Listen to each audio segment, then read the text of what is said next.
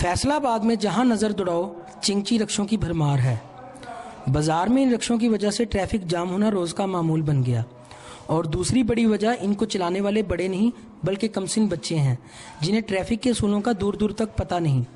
शहर भर में ये बच्चे फराटे भरते इन रक्षों को घुमाए फिरते हैं, इन्हें पूछने वाला कोई नहीं।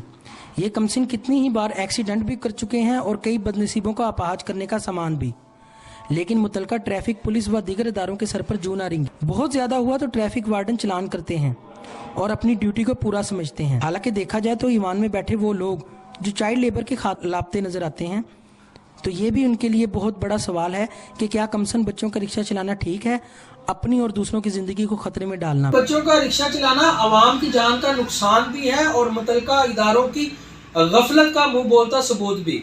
मुतलका इदारों को चाहिए कि कम उम्र रिक्शा ड्राइवर के खिलाफ कानूनी कार्रवाई अमल में लाते हुए अपना किरदार मुस्बत तरीके से अदा करें।